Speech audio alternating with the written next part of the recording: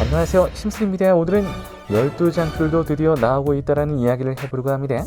12장줄 플로가 드디어 이전에 비해서 생성되고 있었기 때문에 이걸 어떻게 잡아가면 좋을지에 대한 이야기를 좀 해볼까 합니다. 워낙에 12장줄 포지션이 애매하기도 하고 먹기가 그렇게 쉬운 구간은 아니라서 도대체 어떻게 해야 할까 다들 고민이 많으실 거예요.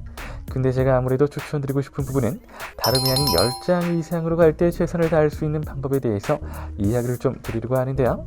제일 좋은 방식은 역시나 퐁당에서 시작되는 수직 구간에 대한 부분입니다. 그래서 일단 수직 구간을 어떻게 모고 가는지가 중요해요. 수직 구간을 위한 가장 최선의 방법은 일단 퐁당에서 제일 편안하게 먹어야 하고요. 그 다음으로 아무래도 중간을 어떻게 먹고 마감하는지가 중요합니다. 퐁당에서 시작되는 부분과 평균점 잡는 중간 부분 설정, 그리고 마지막 마감하는 부분을 정확하게 하는 것이 중요한데요.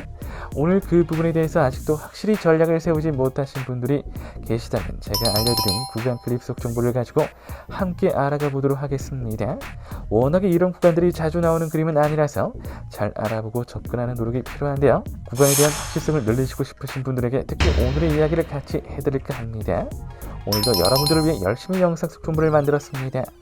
그러니 꼭 끝까지 시청해주세요. 또한 시작하기 전에 구독, 좋아요 잊지 마시길 바라면서 힘차게 시작해보겠습니다. 파워브레이크한 심슨 영상 출발합니다.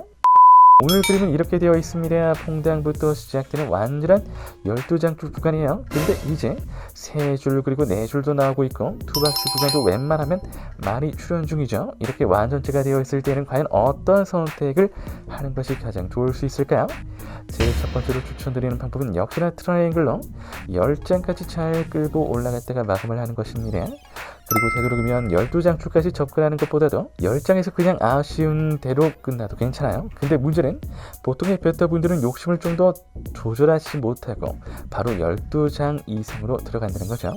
그렇게 됐을 때 12장에서 운 좋게 끝나면 또 더욱 좋겠지만 대부분의 베터들은 다들 12장 이상으로 접근하게 되면서 미적을 결국 남기게 됩니다. 그러면 이제 어떻게 되나 결국 문제가 커지고 미적이 커지면서 커버해야 하는 수준이 많아지게 되는 건데요. 그래서 되도록이면 이럴 때는 1회차 고정 배수로 시작해서 3회차 퐁당 마감, 그리고 5회차에서 소액 마감하시고 10회차까지 쭉 소액 마감이나 아니면 플로우백 비법 추천드리겠습니다. 그 후로는 이제 마감하려면 제일 좋은 방법은 그냥 끝맺음 하는 건데요.